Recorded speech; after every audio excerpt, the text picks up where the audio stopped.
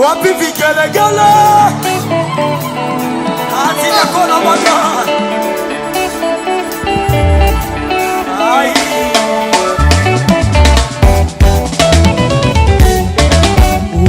Umenitoa mbali sana yeye.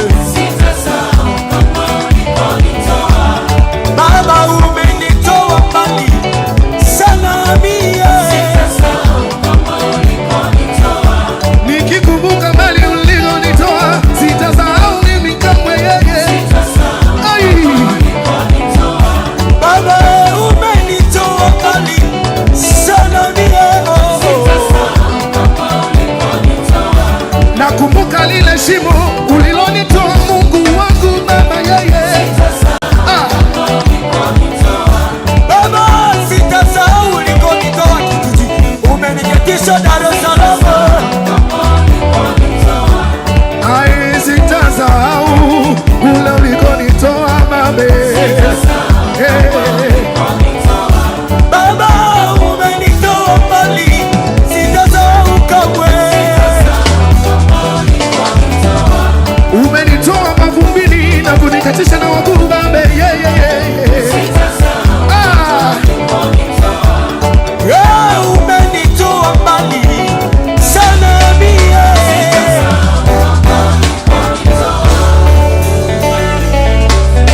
Tuende wote.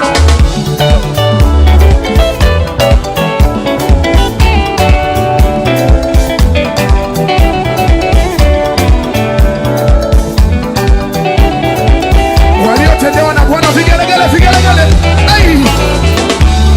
Baba haukuruhusu mwana wako nipote milele. Haukuruhusu mwanao niangamie Baba. Baba umenitoa mavumbini, mavumbini, mavumbini. Baba umeniketisha juu sana. Umenibadilisha jina langu na kuniita baraka sio laana Baba yeye. Baba, Baba, Baba, Baba, umenitoa chini na kuniweka juu. Mimi sio yule wa jana, umenifanya wa juu sana. Baba, umenitoa chini na kuniweka juu sana.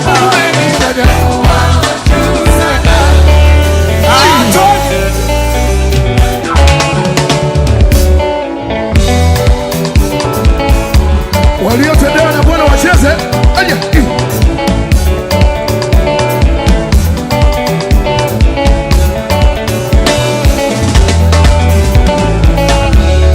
Niliyekuwa laana Baba, umenifanya kuwa mbarikiwa. Niliyekuwa masikini sasa umenipa utajiri Baba yeye. Niliyeitwa laana Yesu, umebadilisha jina langu na kwenda mbarikiwa. Niliyekuwa choka mbaya sasa nimebarikiwa Baba yeye.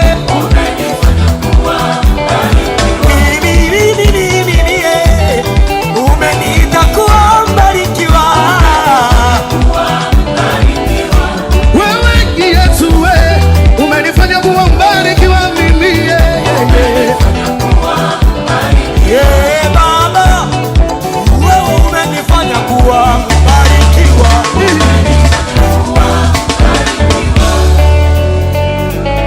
Ai.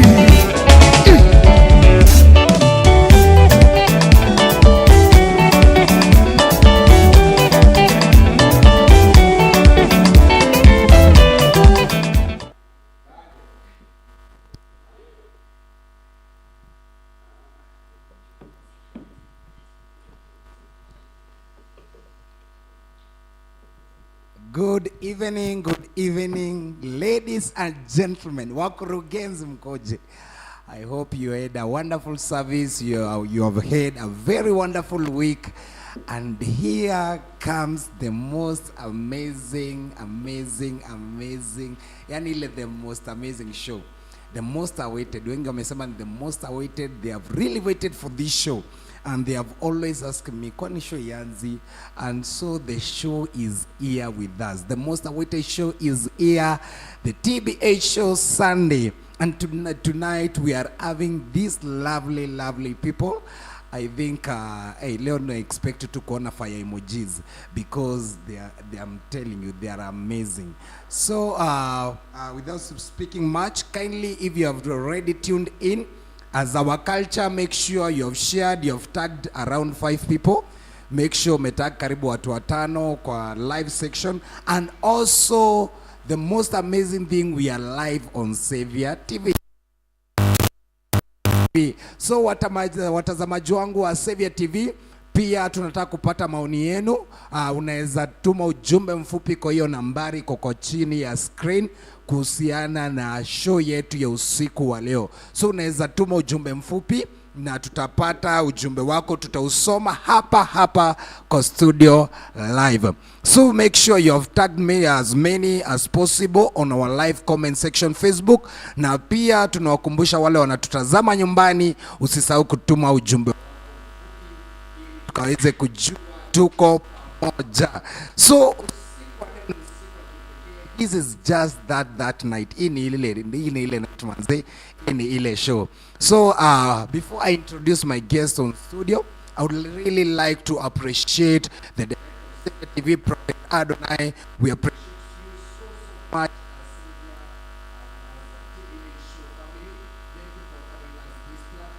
so much.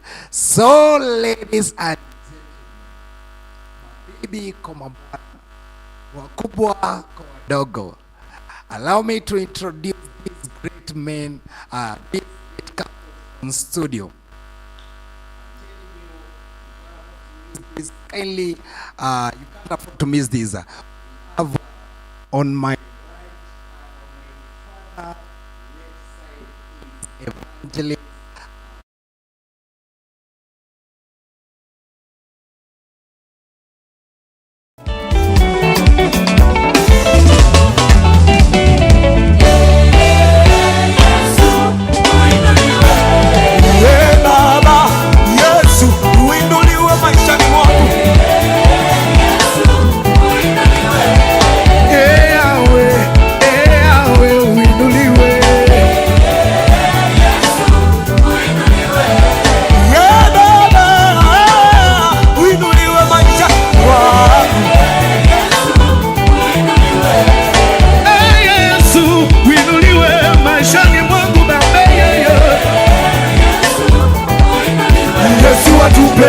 Watupenda, unaweza, una nguvu.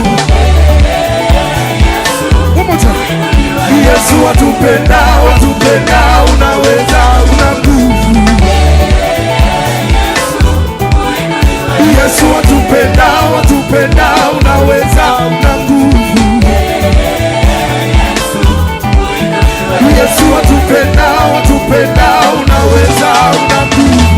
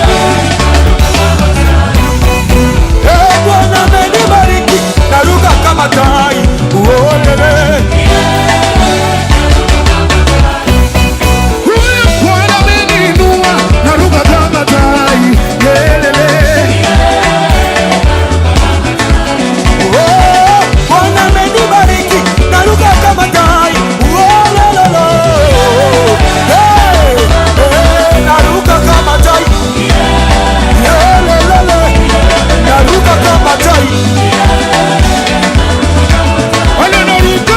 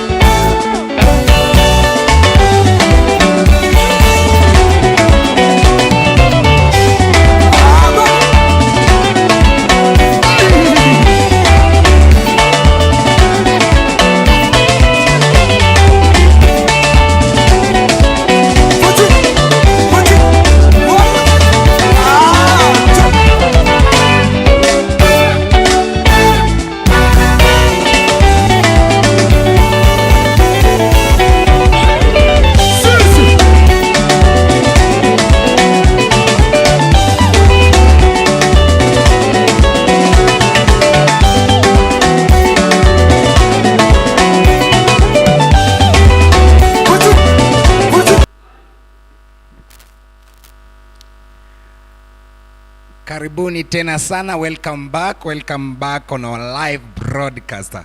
Sorry for that small itch, and our technicians they have worked on it. So to our viewers, kindly I'm reminding you to continue sharing as much as you can, and also engage with us on our live section. Na pia tumesema leo tuko pale Savior TV, watazamaji wa Savior TV mnaweza endelea kutuma maoni yenu kuhusiana na show yetu usiku wa leo. And I'm telling you, I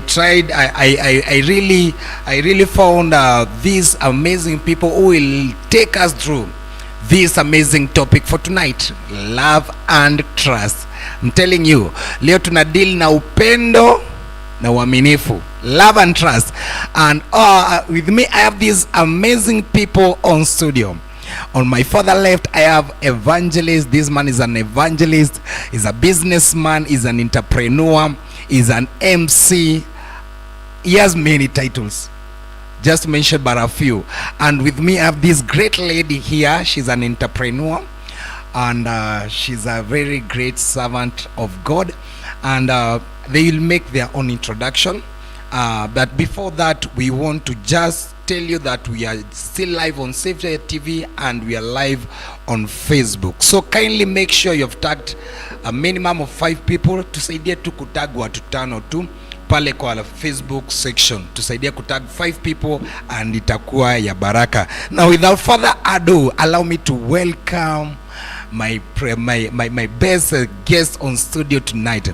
Na wanasemanga ladies first. Wow, kindly tell us unaitwa nani, unatoka wapi, unafanya nini? Wanataka kusikia hizo titles zote zenye sija mention. Karibu sana. Very much. Yes. For having us on the TVH show. Thank you very much for having us on the TVH show.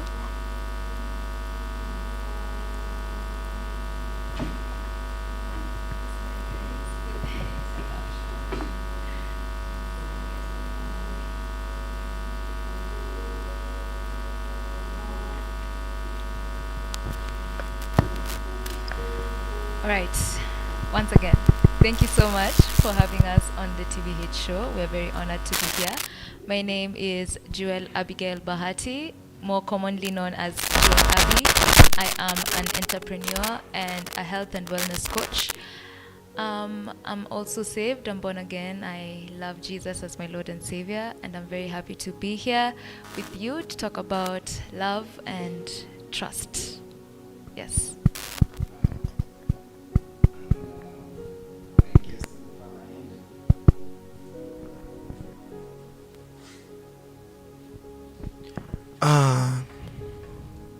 I want to thank God for giving us this opportunity to be here. I also want to thank the CEO TBH show, Willie, for having us here.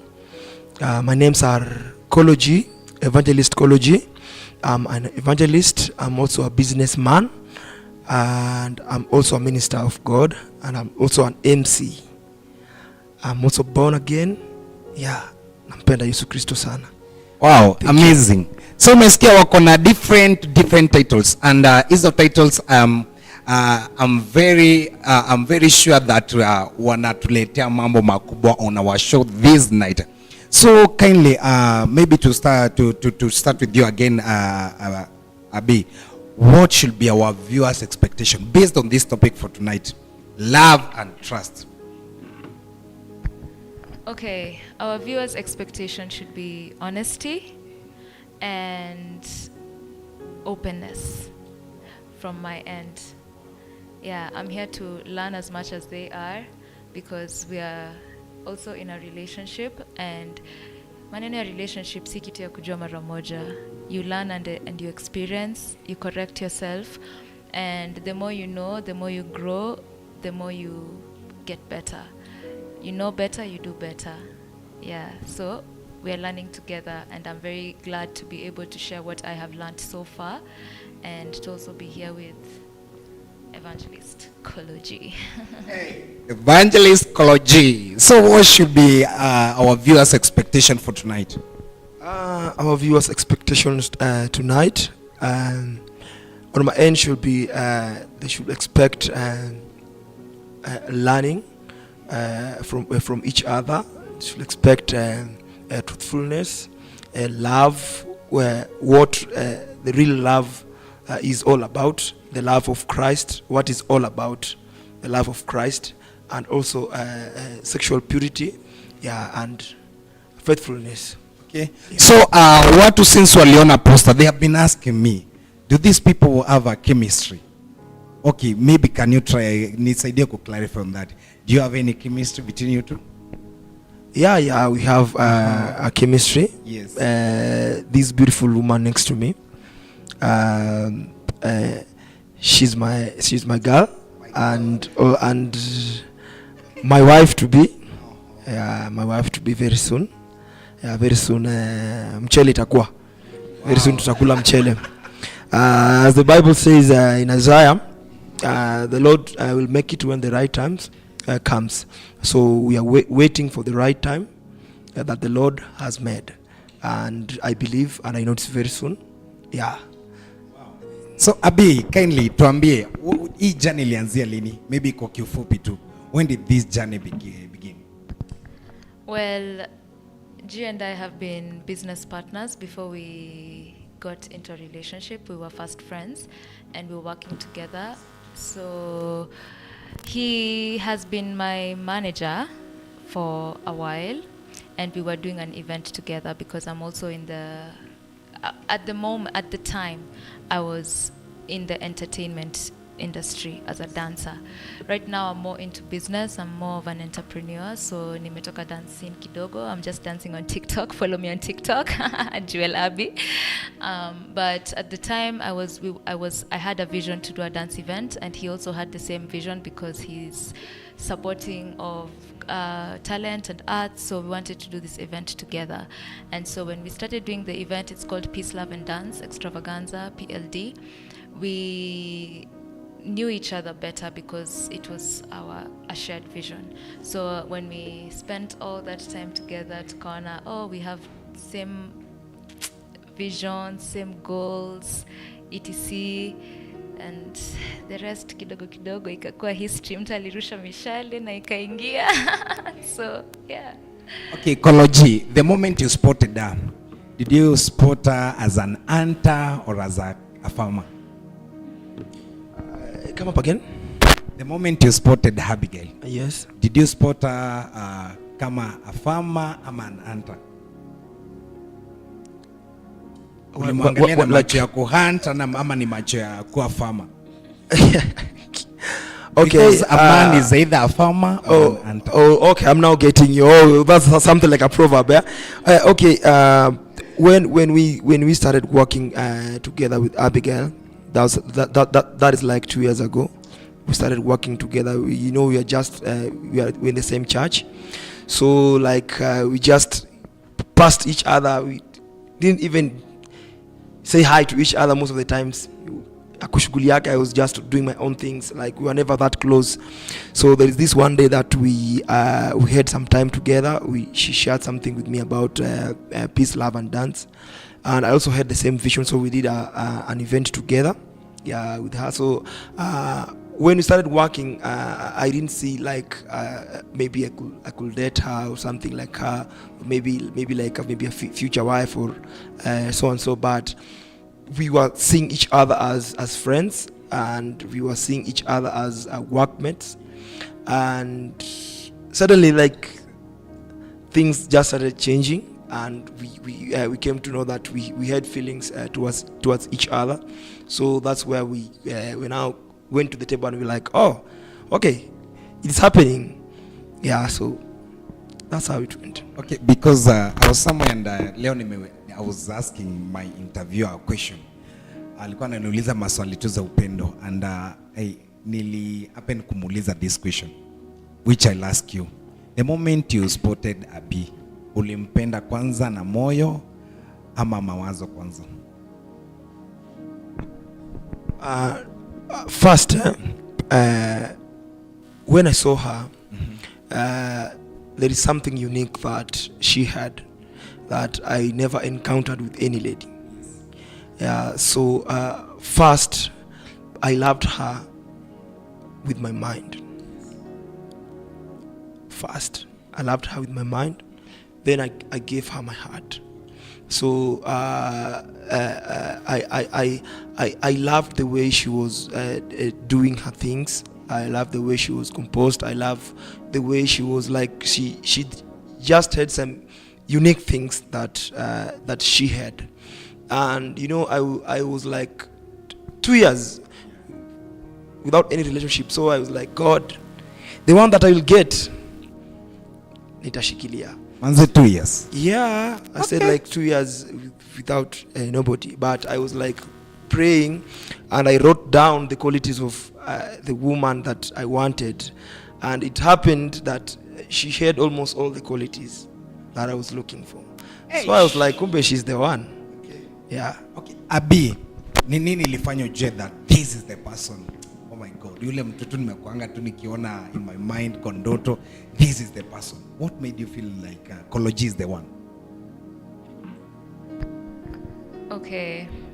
Kama vile yeye amesema, I also had my list. I had also stayed for over a year without any relationship. So I had said, okay, this time I'm going to be specific with God about what exactly I wanted, and I had written it down. And when I started interacting with G, I was just ticking things off my list, pole pole too, but I'm like, okay. And I wasn't even seeing him as a romantic partner at first because we're just working together, but just the things he would say, and I'm like, una spot tu alafu una ignore, una spot tu alafu una ignore. But ilifika point na ukasema, way I saw this coming. Yes. Okay, so he's very persistent and very intelligent. Na I had asked God I remember I had asked God that, God, mi nataka mtu mwenye nikienda White House naweza enda na yeye, na pia kwa street, tukienda kwa street kama tuna deal na street kids, pia atakuwa na hiyo wisdom. And so when I met him, I saw this person has wisdom to be able to talk with presidents and to be able to also talk with street kids, and that wisdom is what I wanted for the head of my household. Yeah. Okay, sasa Kology, ni nini na kufanya feel like there is a very big difference between your past relationship and the current relationship? Number one, I can say that one unique thing that Abigail has, she's very intelligent, very, very, very intelligent. She knows where to act and she knows where not to act. Number two, she's very understanding. To find a woman that is understanding, someone that I can tell that, babe, I need to have your time, but also I need to have my time to go and do ministry. I need to go and do missions. And sometimes she will be like, okay, ni sawa, you can go. Sometimes maybe we can schedule maybe for a date somewhere to go somewhere, but plans change. So I can just tell her that, babe, we were to go somewhere else, but this and this has come up. I'm supposed to be committed in the ministry. And she could be like, okay. So she understands me. She understands me when I'm having money and when I'm not having money.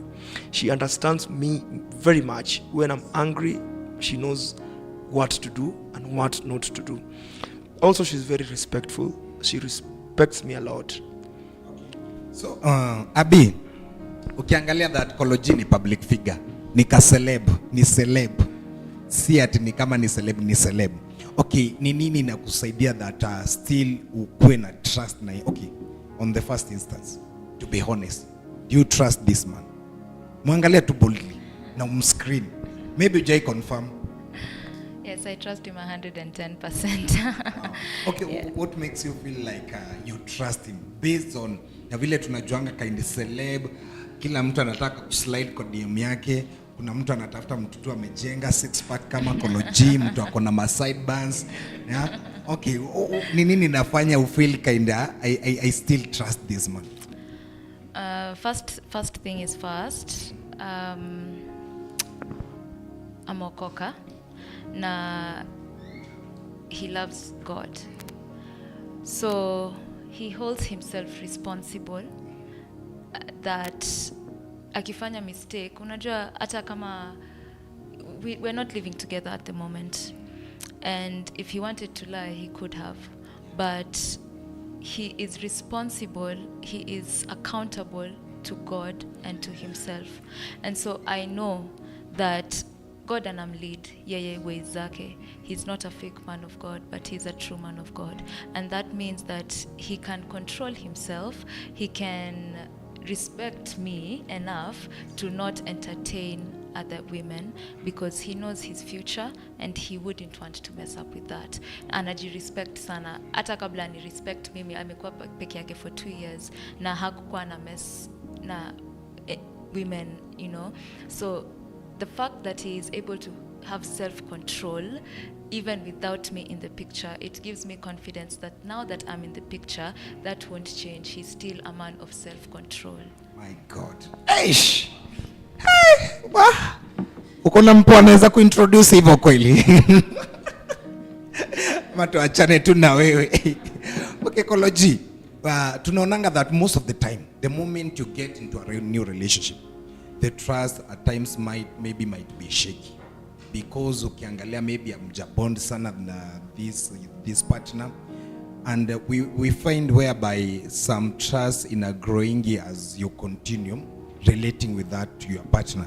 Okay, according to you, was that the fact that at the beginning haukuwa na that big trust compared as to now? What is your case on that? Okay, my case on that is first, you know, when we started dating, the first question that I told Abigail is that, okay, we are in this, but just know I'm not dating just to date. I'm not dating to leave you, and we are not dating to break each other's hearts. I'm dating you to marry you. So are you ready or not? If you're not ready, then it's better we leave it at that way. But if you are ready to date for marriage, then we are good to go. Then she said she's also ready, but we need to give each other time first. Okay, before we endelee, Abi, there is this question coming across my mind. Je, kuna mitego ushaimwekea maybe ya kuona kainda kama stand the test of time ama utaendelea kumtrust? You know, to be honest, TBH, I've never had to test him because, you know, God works in such mysterious ways. We are human, and vile tu umesema, when you begin or when you start dating someone, you don't know them that much yet. So bado kuna hizo questions 1, 2, 1, 2. But the most interesting thing with G is that sometimes I would have a question, or sometimes I would have doubt, and before even I could ask about it, he is so intelligent that he thinks ahead. So sometimes kuna kitu yenye ingekuwa inanisumbua, but hata before I open up, ananiambia, oh, by the way, he answers that question even before. Like, let's say for example, I was worried about maybe how we're working together and how we're now in a relationship, and hata sija address, he would just be like, oh, you know, now we're working together, now we're in a relationship, so this is what we need to do to protect our relationship and also to protect business. And he just starts to speak into my doubts and speak into my fears, and by the end of the conversation, your doubt inaisha hata kabla nimuulize hiyo swali. Hey, Jiwe ni mziba. Hey, I need to take notes from you. Hey. Itabidi men's conference mnite chairman hii mwaka. Yeah, I could think ahead. Hey, okay, G, we have found some instances whereby that ndo upime demu yako kama ni mtrue, unamtumia your best friend. Maybe I try kumrushia mistari ama I try kumkatia, such stuffs. Do you have an advocate for that? I don't have advocate for that. You know, okay, when you look for a mistake kwa mtu, you will get a mistake. When you look at a mistake to this shirt of mine, when you start looking for mistakes to this shirt, you'll get the mistakes. So when you start looking for mistakes to your girlfriend, you will find the mistakes. So you are supposed to make her perfect. You're supposed to make her grow each and every day. I believe you don't need to test, because sometimes it can make someone to pretend and to hide from other things. You're just supposed to be honest towards each other, trust each other, set goals with your partner. Okay, but we have seen some cases whereby jamaa anatubrekiwa na demo wa kanisa, demo wa madhabahu, demo wa praise and worship. You see, yani ule girl ukiangalia hivi manzo unasema hey manze huyu ni even direct. Huyu ukidate ni kama umedate yani ule wife ya pasi. Wife material kabisa, you see. But at some instance we find that these ladies, they are camouflaging in a way. And it takes a lot, because tumepatana na wase wakisema kind akisingeamini yo demo angenimwaga hivyo, singeamini angeni at break, nilimtrust, nilimwamini, but that dem wetu ni watu tunaonanga, but that girl is yani ni kitu kingine tofauti. Okay, how will you say, because and how will you help a man maybe to test a girl if she can be trusted? There is no test that you can give any woman to know that she's no test for love. No test for it. Okay. The reason why I'm telling you this is because some people can fake as much as they can. And what I can advise for my fellow men, starting with you and others men, build your relationship first in a foundation of Christ. I cannot come here and say that I'm very proud, I did all the things right, I'm a good person, that's why I'm having my woman, and maybe we are this and this is happening. When I was first dating with Abigail, when we just started knew each other, we used to go to the mountain there at IVC. We used to go to that mountain and pray. She could go to her gazebo, I go to my gazebo. We pray. We'll go there from 3 mpaka kitu kama 6, just praying for our relationship. And I think that is what has made this relationship to be stronger and to be solid, because we first build it with God, and we told God that we want this relationship to be run by you. We want your favor and your wisdom to be in this relationship. So the reason why unapata maybe dem anza kuwa ni kwa praise and worship, blah blah blah blah, nini dem wa church. But what is the foundation? If you find each other and you love each other flesh-like because you saw me with biceps and six-pack and beards, if you love the beards and what you provided in the relationship is only beards, and the woman, the only thing that she provided in the relationship was maybe big behinds and all that, that relationship will go nowhere. Mutafika tu mutawachana, because the foundation which you based that relationship was like, it was a physical, there was no connection. But if there is a deeper connection, there is a bigger understanding, and there is God in that relationship, mutaendelea. Wow. Allow me to read some few comments here. I see Miriam Favored anatutazama. I see Sheila Tate anasema communication is key. I love you Jewel. I've heard the talk. I agree. Miriam Favored anasema I agree. Watu wa madhabahu bado ni wadada mtu. When you date someone, don't expect too much. You will be disappointed. Love perfects our imperfections. Nobody is perfect. That is Sheila Tate. Na Kesa anasema wow, building our foundation on God. Wow, so wala Facebook, kindly continue bringing your comments. Endelea kutag watu, na kuna watu sijawaona members wetu, kindly kama kuna mtu jaona kwa live section, kindly mpigie shout out, mwambie inaendelea na inawaka moto. So wale watu tujaona kwa comment section, those are our members, our crew, kindly tag them, mwambie tuko live. Na kama unatutazama kwa Savior TV, kindly na ngoja maoni yako. I see, naona kuna maoni, naona kuna kuna SMSs hapa napata. Kindly endelea kutuma ujumbe wako mfupi kama uko na swali linakusumbua kuhusiana na topic yetu ya siku ya leo na unanitazama kwa Savior TV. Kindly tuma ujumbe wako mfupi, tuma hilo swali, nitaliuliza hapa ukisikia. Kama kuna swali unataka kuuliza pale Savior TV, tafadhali tuma ujumbe wako mfupi, nitaufuatilia na nitausoma na utapata majibu. So Koloji, I have this burning question. Tumepata a lot of men wanakuanga na uoga wa kupigana stopper, especially a lady amekuwa approach. Unajua sasa hii madem, sijui madem wanajituma sana sasa. I think you can agree with me. Yes. Madem sasa wanajituma sana. Yes, Especially akiona potential na uko na hizo ma characteristics, manze atajaribu kujituma with all means. So as Koloji, je, kuna dem ushaipea stopper akitry kuku approach?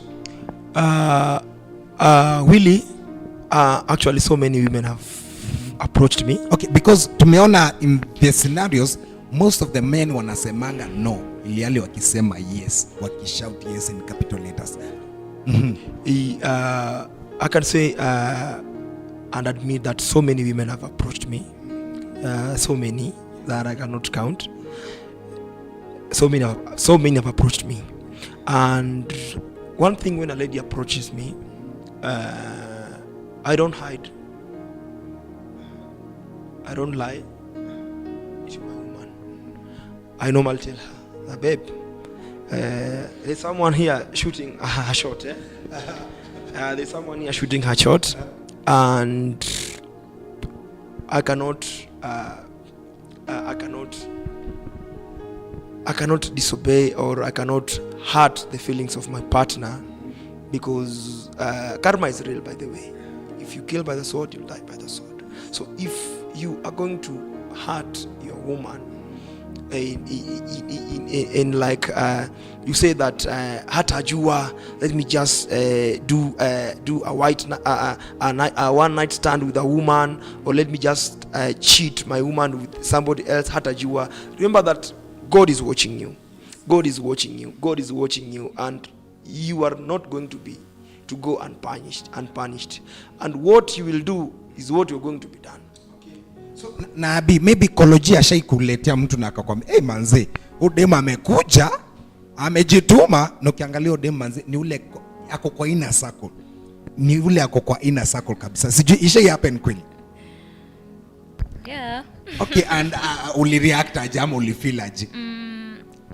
The first thing was that was a sign that this person shouldn't be in my inner circle. Okay. And second thing was to put some distance between them and myself, because the only reason that walikuwa wanajuana na yeye ni through me. So vile nilianza kuona huyu naye ni kama anajaribu kushoot tena shot yake na anajua this is my partner, that showed me who that person was. And because of course my boyfriend is honest and he doesn't lie to me, he also had seen and he also had told me. And so for both of us, we distance ourselves. Na siko ubaya, by the way, but I cannot approach her and be like, oh, this is my man, stop doing this. No, I'm not that kind of person, because I'm very secure in my relationship. I know that he's not going to do anything, but because of just integrity, I said, let's just take a step back from this girl, and siko ubaya, hakuna ku exchange words or anything. I don't think she knew that I knew. I just calmly eliminated myself pole pole from the relationship, from the friendship, na pia yeye akaji eliminate tu pole pole from that relationship, friendship. Okay. And now we're just in talking terms, hello, sawa, but nilishajua yeye ni nani, and that is all I needed to know. Okay, Koloji, we have found that at times utapata ile situation. Okay, an example for you too. Una date somebody, na maybe the girl ametry kukuomba something. At the present moment, hauna. And then approach your best friend. Now that best friend amempea chenye, amekuwa akikuomba for the longest time. Now haujakuwa ukionyesha effort za kumpea. You see? And ameenda akasema, hey, babe, nilienda nikaomba Willy ile do na akanipea. And clearly ushaona kind hapa kanaweza nuka. You see? So okay, how do you advise the moment maybe your partner goes to an extent to ask for something from your best friend, na hujakuwa ukipata ile nguvu ya kupeana ama una ile potential kupeana, and clearly knowing that most men wakipeana something lazima ikuwe na strings attached. Okay, how do you respond to that? Okay, number one, you supposed as a man, you are supposed to sit down with your woman and set boundaries. I'm having boundaries with her friends. The way I'll mingle with her friends is with boundaries. The way she will interact with my friends, including you, is with boundaries. And you need to have boundaries. You know, there is no way that my woman can just take her phone and just call Willy niaje, blah blah blah blah blah. No. They're supposed to. Okay, na tuseme ni ile issue ya very urgent. Okay. Namna na okay, na hiyo kitu itawa benefit wote. Tuseme for example, mumefungiwa nyumba. But anajua akinicall, mimi kama ni msort tu. Then I was getting to that. That is why I was saying you need to have boundaries, and you need to have understanding in your relationship. You need to have understanding. You need to know your person. You need to know, like my woman today haizi amka na kuniambia she wants me to buy a V8 for her. Of course she knows it is impossible. I don't have that money to buy a V8 right now. But maybe I can afford to buy maybe a Pro Box for her. So she's supposed to be comfortable with that Pro Box. So that's why I'm saying you need to have an understanding and boundaries. That is my friend, not his friend. Si best yake ni best yangu. So if there's supposed to be a connection, he's supposed to tell me, babe, but maybe Willy can help us. Try to call Willy. There's supposed to be an openness and transparency. Then I'll call Willy. My woman here said that maybe you can help us with this and this and this. But if I come to find out that my woman is calling Willy usiku wa manane na mimi sijui, and Willy is comfortable calling my woman, but obvious to men, wewe ukinipigia ukiwa mwanaume siwezi come through. But now when you call my woman to come through for her, not for us, then means you are having different agendas with my woman, not me. Okay. So if you are our friend, you're supposed to help us, not help her. Help us, not her. But if you are helping her, it means that you are having other agendas, my friend. Yes. Okay, now, if I may ask, Abi, okay, kuna any instance yenye unakumbuka Koloashe kudanganya? To be honest kabisa. Yeah, aliniambia ametoka kwa nyumba na hakuwa ametoka bado. No, okay, for real, honestly, in anything that matters, he's not lied to me about it. Hizi uongo ndogo dogo, oh nimeshatoka, oh I'm just there, nimefika, hizo yeah. Because we have seen that kama kuna kitu inauanga trust sana ni uongo. Okay, and how can you advise people to deal with the uongo? Lies in relationship. Lies in relationship. Okay. Okay. Lies. The enemy comes to kill, steal, and destroy. And pia anajulikana kama the father of lies. Sindio? So if you have Christ as the foundation of your relationship, then even when it hurts, you will be honest. But ukijipata ni kama you are more comfortable kusema uongo, kupreserve your relationship, then that should be a sign that that relationship eventually will break. Even if you try your level best through these lies, because I believe that you're lying to try and protect something, or to try and maintain something through the lies. So tunaweza sema those lies are from a good place, ama you have the best intentions in your lies, but if you are telling lies instead of the truth in your relationship, then you should know that's a sign that if you cannot be secure that if you tell this person the truth, mtu bado atabaki na mimi, bas that should be a sign for you to know that this relationship is not as strong as it should be. Because if you can tell someone the truth, as ugly as it is, and that person sticks by you and that person stays with you, then you know you have someone real. But if you have to tell them a lie to maintain that relationship, then that should be a sign that the day that you will be honest, this person will leave. I love that. Hey, I love that. Koloji, we have heard a lot of times that trust is like a glass. Once broken, you cannot bring it together again. Okay, according to you, do you feel once you have lost trust with somebody, maybe after some time itarudi tena? Okay, we all understand that trust is something that takes time to build, and takes it takes a long time to build, but it takes a very, very, very short time also to break the trust. You can take time building trust. You can take 20 years, 30 years building trust, but you can also break that trust in less than even one minute or 1 second. So I don't advocate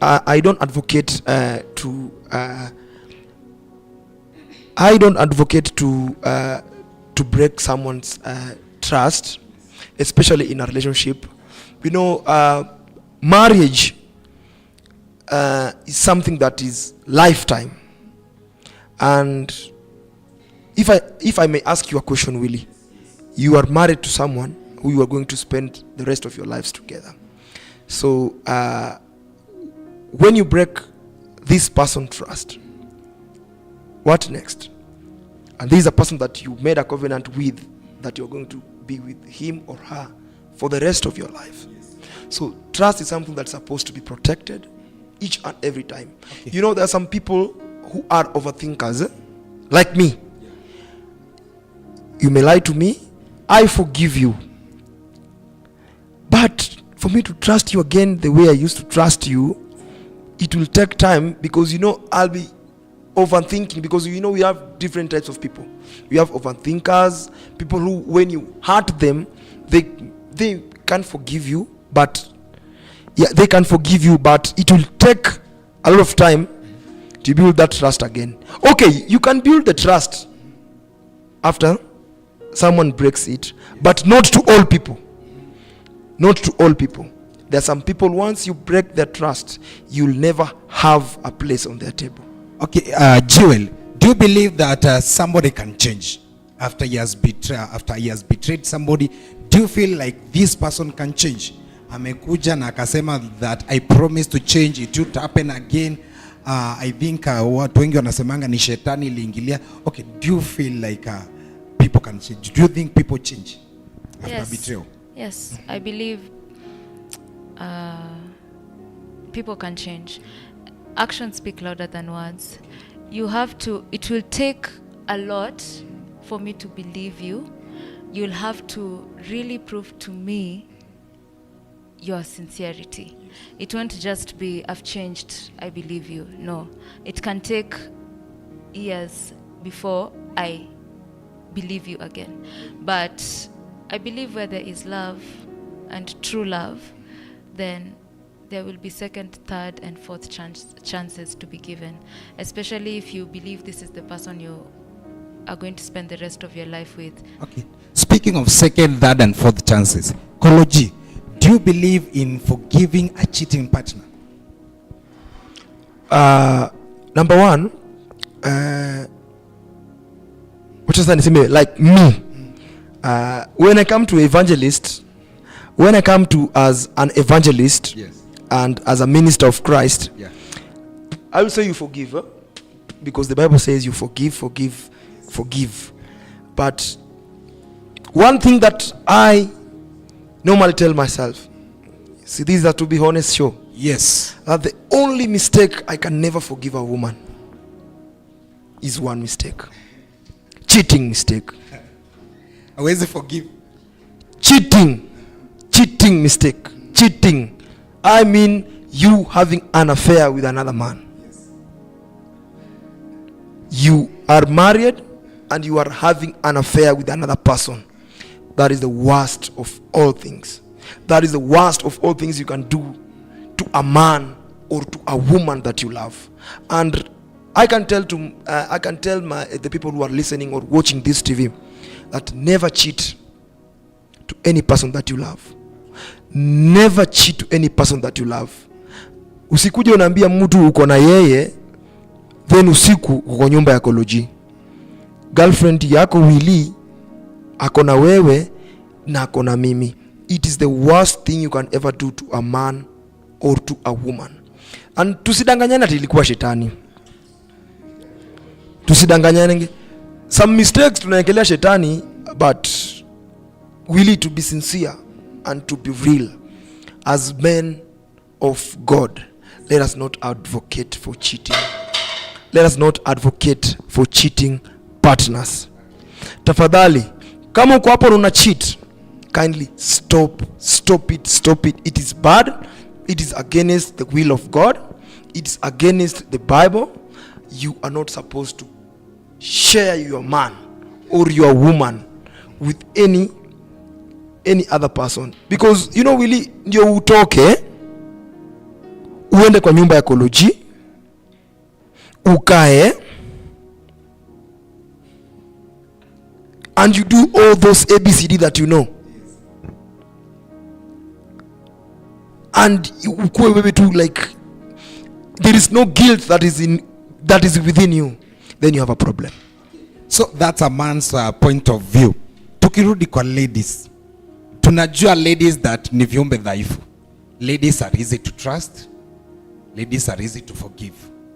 And I'm grateful umesema that you can give somebody second, third and the fourth chance.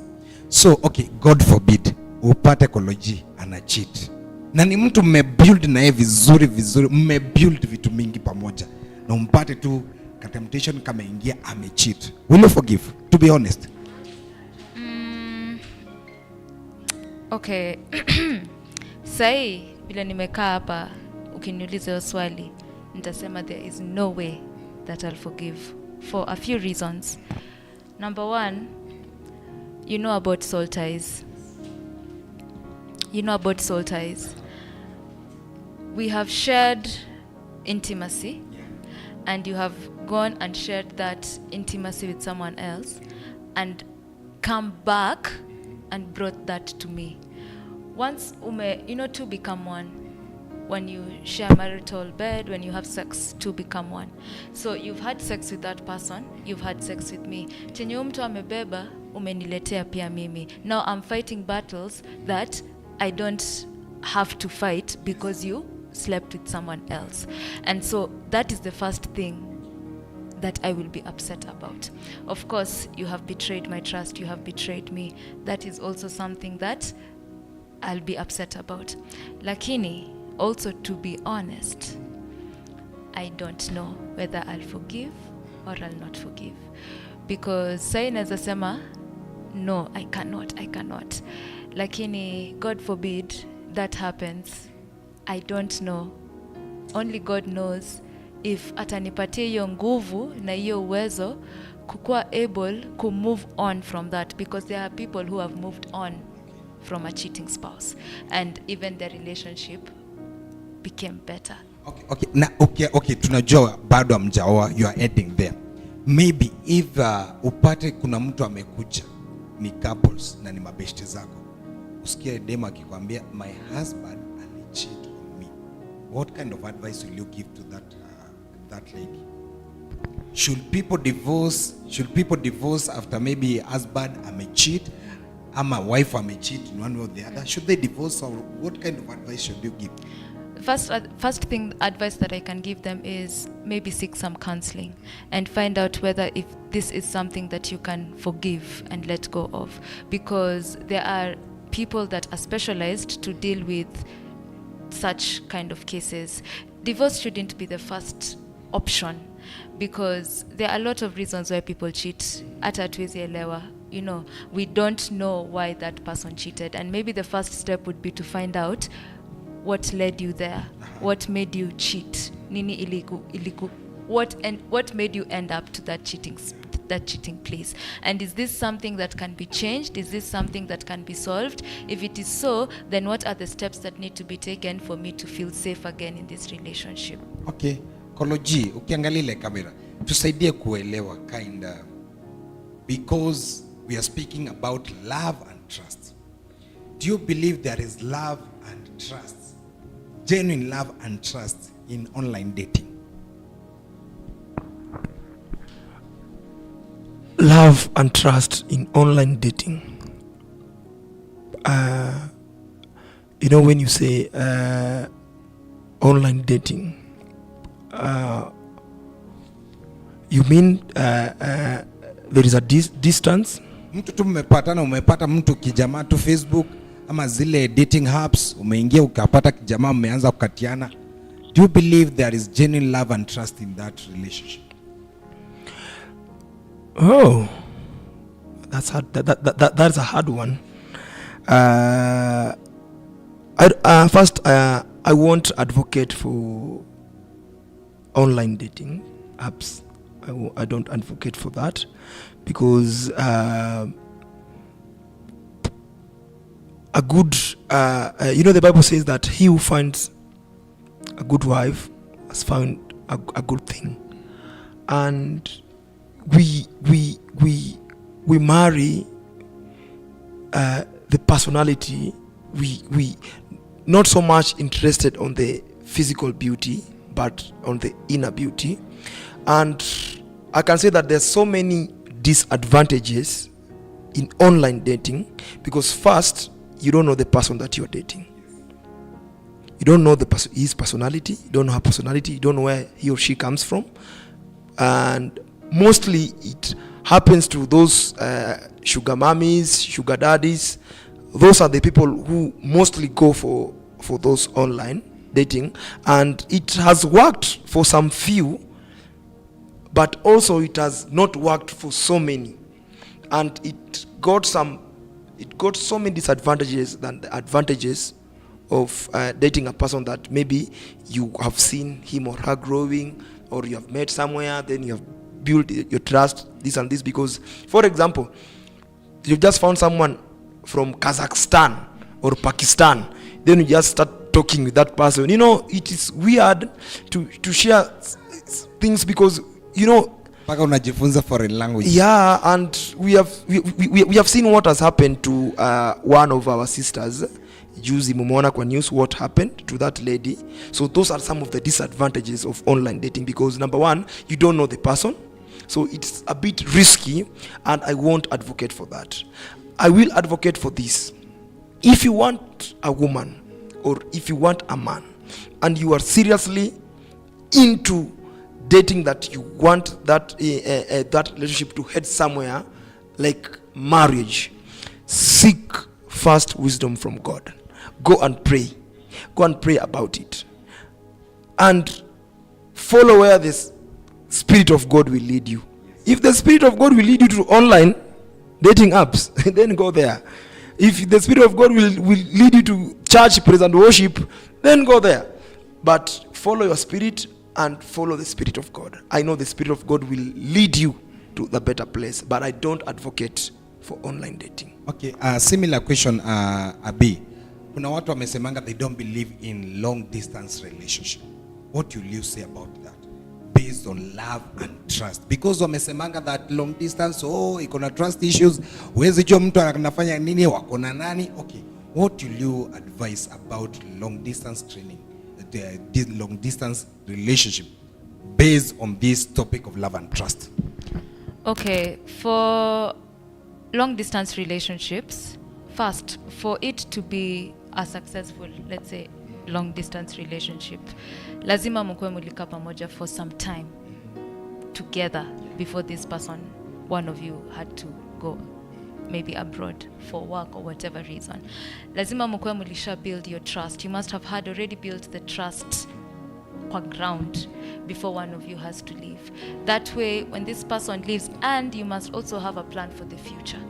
that if this person is going, what is the plan? Am I joining that person there, or are they just staying for a few months and then coming back? Are they working for our future, or are they just working for themselves? Okay, kuna wale wanaendanga mission. Yeah. Mtu anakwambia mimi nimeenda mission miaka 5. And there are some people who will agree with me that ati bwana yako ameenda miaka 5 tu ati na uko hivi. It's very hard. Yeah, it's difficult. Okay, how will you manage? You must have a sort of plan for it to work. You must have a sort of plan on how you will see each other. Okay, based on you sasa muone na college. Alafu College ameenda Afghanistan miaka 5. Sinamfuata. Na hapo ni ile tu yeye peke yake. Mission ni yake, Okay. mission ni yake peke yake. Okay, how will you And manage? we are not seeing each other for 5 years. Yes. Be honest. To be honest. Okay. That will need a lot of wisdom and a lot of trust from God, and also a lot of trust for your partner, and commitment to be together and to stay together. You must have decided that we are going to stay together no matter what. We are going to hold on to this relationship no matter what. And you talk about communication is key, because it's not going to be easy. It's not going to be easy for him. He's a man. It's not going to be easy for you also. You're a woman. You have needs and he has needs. So you must have communication. I think communication in this part, communication is key. You guys must talk regularly and always be part of each other's lives. As much as akombali na woko huku, make sure that you're always in communication. He knows what's going on here, you know what's going on there, and that's the most you can do, because now you're not seeing each other and you guys want to stay together. So the only way to continue to build your trust is to talk regularly and to communicate regularly, as much and as often as you can. Okay, Koloji, this last question. We have seen that there are these people who have false sense of security, especially if you don't match their values. For example, umedate dem but yani anaona wewe uko class ya juu sana, yani wewe uko high class manze, mbali sana. Yeah, maybe ni school dropout kiplan, but wewe manze wewe ni professor, and they have this false sense of security. Okay, how can you build trust to such people, to such partners? How can you build trust? As I said first, there is something I told you about understanding. You need to just have understanding. And you know, when you come to the house where people are married to each other, you put your degrees and your masters aside. Even if your man or woman is a standard 8 dropout, but the other one is a professor, you'll put that one aside. And for instance, if it is a man who is maybe a class 8 dropout and the woman who is a professor, when she enters that house, her professor, she will leave that professorness of her kwa mlango. When she enters the house, you are the man of the house and she's supposed to respect you the way you are, because hao watu wanakuanga na a lot of insecurity. Manzi, you don't match values. You know, insecurity comes with the understandings and the trust that you have with your partner. You know, when you trust your partner, when you understand your partner, there will be no insecurities. There will be no insecurities. Mimi hata saizi huyu like my girl here, yeah. I'm very much comfortable. I think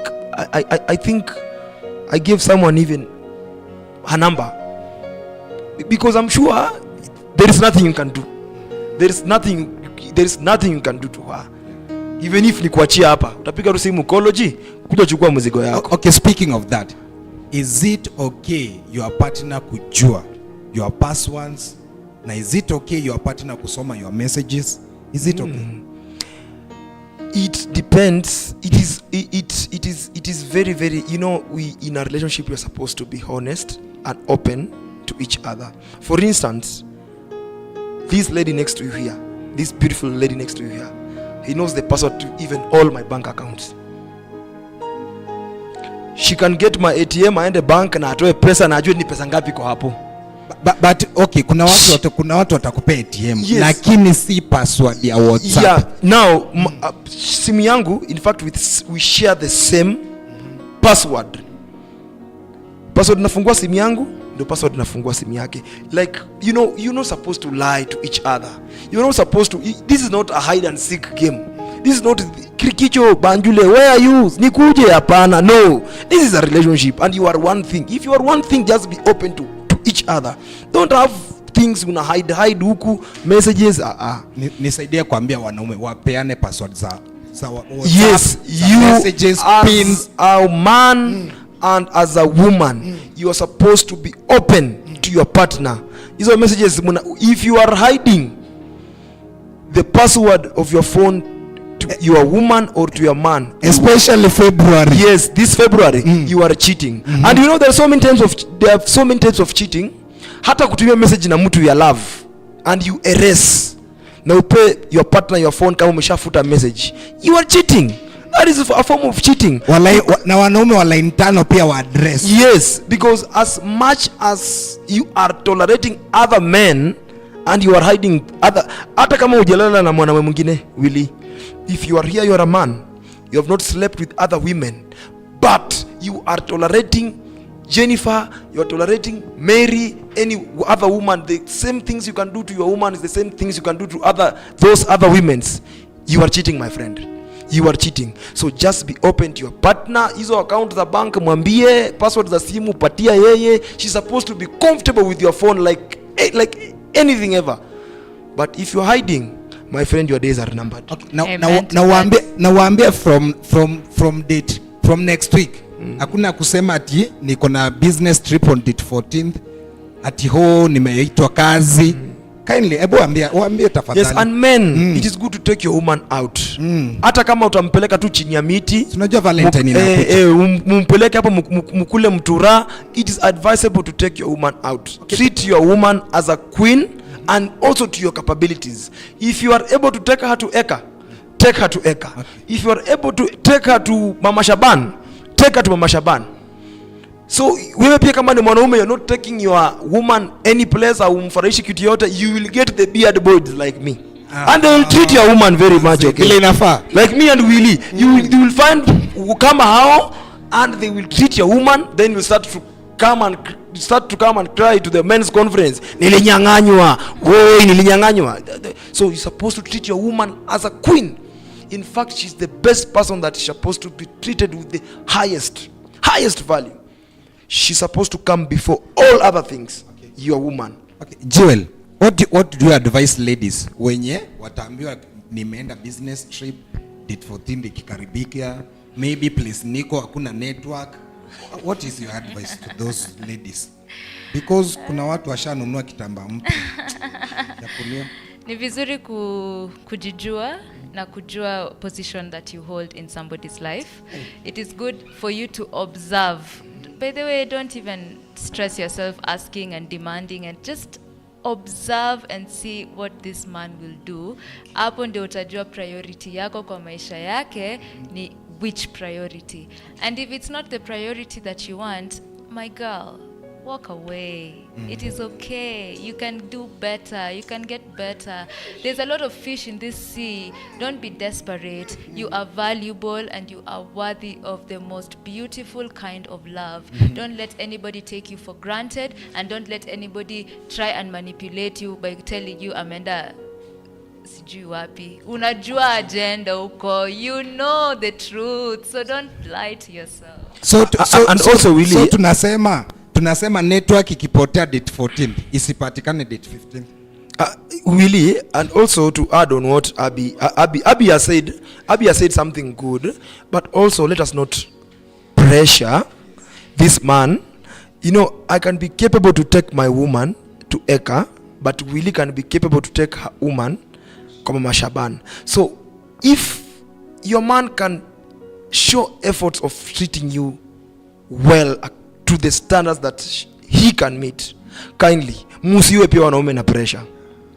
Musiwe wanaume na pressure, because men are really suffering.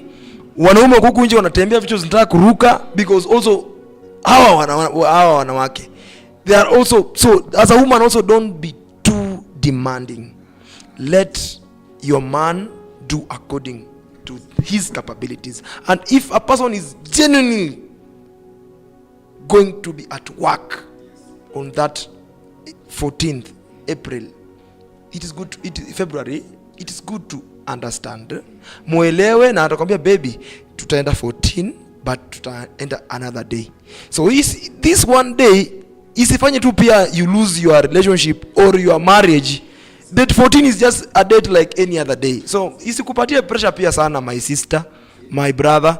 So if your man is going to be committed somewhere else, genuinely, you can plan for another day and do your thing. Yeah, this is just a day like any other day. Yeah. Yes. So na kikuchunia hata maua ya garden wewe kubali. Kama ni anaweza afford. Isikuwe mtu anaweza afford V8 yes, na kuchunia maua ya garden. No. Yes. But hata kama una kitu ambia wako romantic bwana. Si lazima buy gift. Kwa romantic. Yes. Na tumechoka na socks. Kindly don't buy for us socks. Socks tumevaa socks sana. We want other gifts ama nini Willy? We want other gifts. Tumechoka na socks. Najua nimetetea wanaume wengi sana. Tumevaa socks na belt. Socks na belt. Na tuko nazo mingi sana. Tafadhali kama tutapata gifts za pesa tunashukuru. Okay, so in this parting shot, kindly I want, because tuko kwa mwezi ya mapenzi, nakataka tu angalie jiwe na umwambie vitu tu jai mwambia tena in relation to love and trust. Vitu jai mwambia sitaki na please abi, kama ni kitu amewahi kuambia tena inua mkono kabisa. Vitu ajai kuambia tena, so muangalie tu Ati vitu yenyewe sijawahi mwambia. Hujawahi mwambia tena. Msichana wangu nimwambia vitu mengi sana. Si amesema ni creative. Ni mimi ni creative. So nimwambia kitu yenyewe sijawahi mwambia. Na umwambie vile utaendelea kumbuildia confidence na trust. Okay, my baby, darling, sweetheart, my only woman, my queen. I want to tell you that I love you so much. I love you so much. I treasure you so much. And thank you also for loving me. And thank you for being there for me. And also being there for this relationship. I want to say that I'll continue loving you very much. Very much. Like nothing before. So I love you so much. I love you so much. Mwah! Juu kuna mtu hapa anasema ati singles atupumui vizuri. Abi ebo approve. My king. Hey. I just want to say thank you for your honesty, your faithfulness, and your contribution to this relationship, in your mind, in your finances, in your ideas. Thank you for helping me build myself. Thank you for helping me build this relationship. Wow. I wouldn't do this without you. Wow. You have helped me become the woman that I am right now. And I know I can only get better with you. And I'm never going to leave you, and I'm not going to cheat on you. I'm going to be faithful, and I know that we are going to build a beautiful life and a beautiful family, and I look forward to spending the rest of my life with you. Why am I single? Willy, umesikia hiyo jina? Willy amesikia jina kweli? My king. Also the names that you are calling your partner also matters. If you are calling your partner a baby, you just act like a baby. My partner, wherever you are, take enough notes. Kindly, I want to do the practical now. Wow. Hey, this has been so sweet, so awesome. Hey, kai.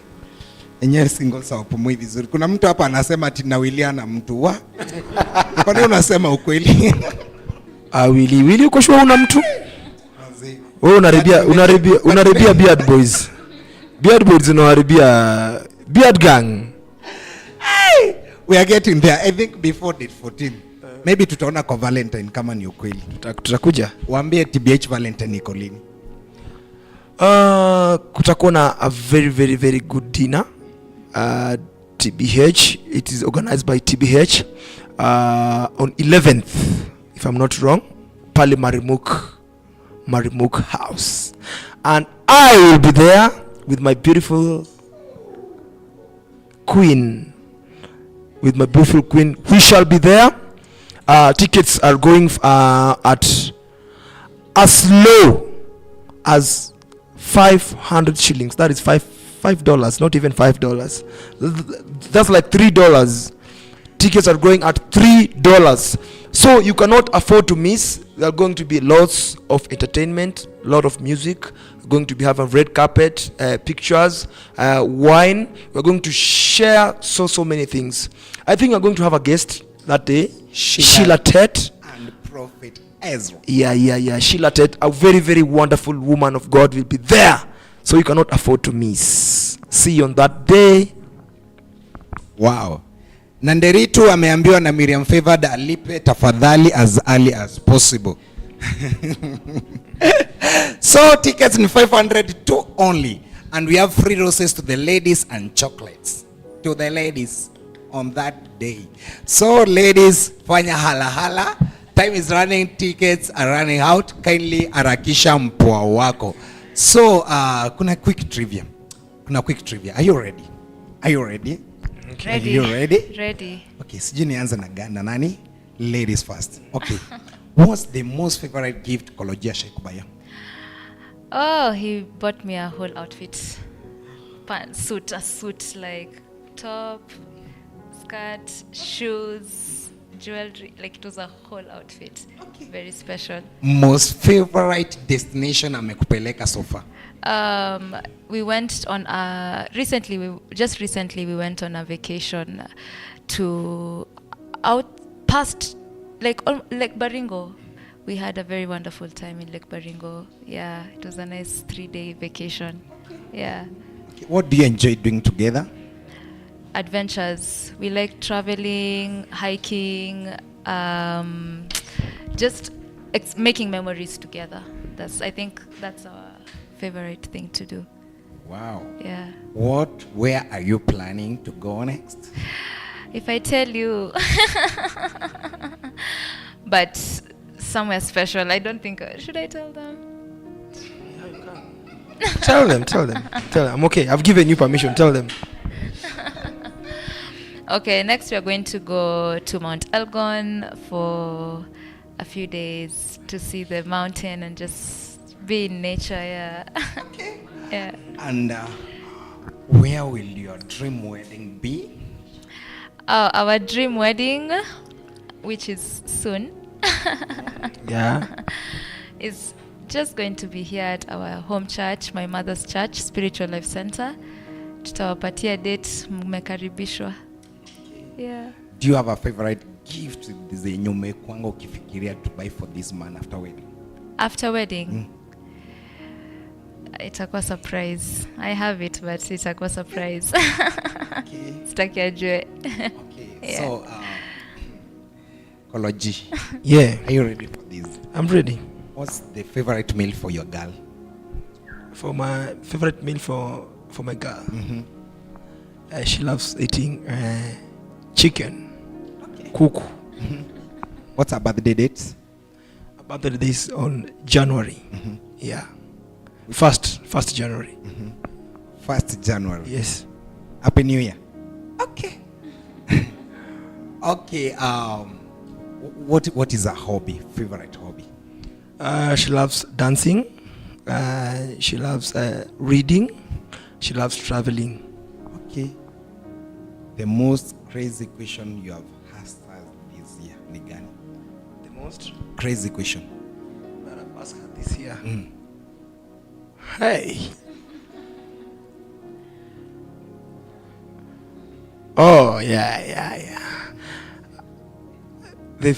Our firstborn, like, does she want a girl or a boy? Okay. Do you have a surprise place you are taking her after Valentine? Yeah. Okay. Surprise gift? Yeah. Okay. Okay, who is a mentor? Her mentor. Her mom, Reverend Mary Bati. Wow. What can you say to her in camera? Because she's yes, she is almost entrusting you with her heart.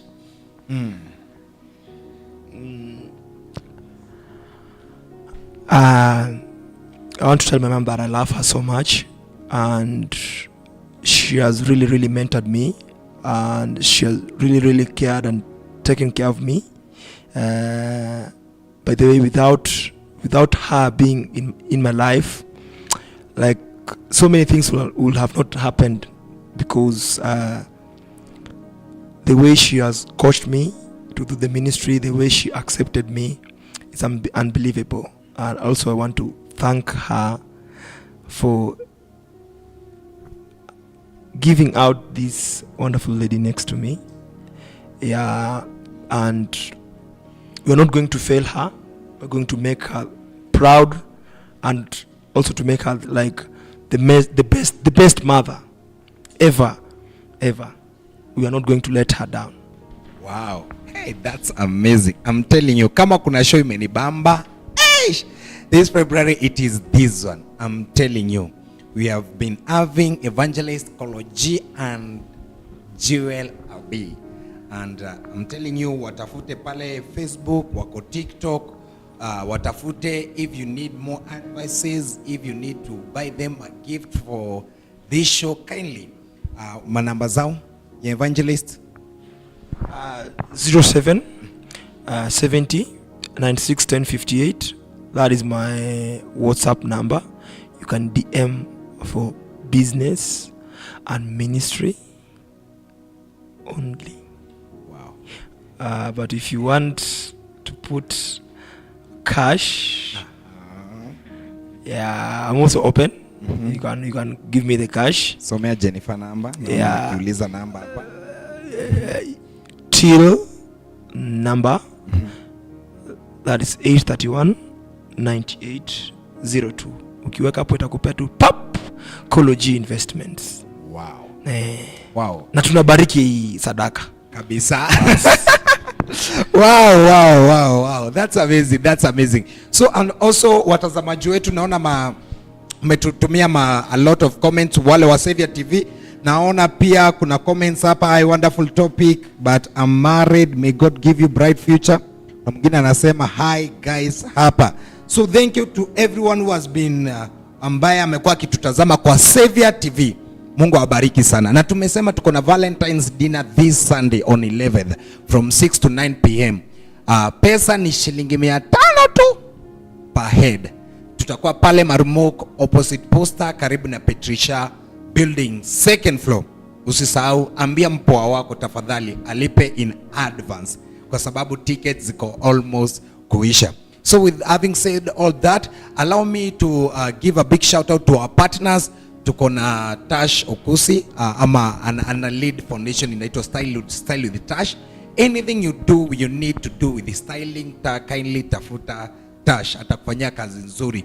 And also I have this favorite friend anaitwa Sharon, akona ministry ama foundation ambayo ina deal na kina mama ambao wamepoteza watoto. Kama kuna mama unajua amepoteza mtoto, kindly nitafute, nitamlink na Sharon na atakuwa wa baraka kwake. So that has been us TBH. Na ukifili kutusupport ama kutoa sadaka pia, our deal is there and our number is there. Tuta appreciate sana. Tuma anything, we shall appreciate so much. Thank you for those who have been joining us on Facebook. Mungu awabariki tu sana. Until next Sunday, same place, same time. Lots of love and respect, my people. God bless you so much. Wapi vigelegele atina kona mwana ai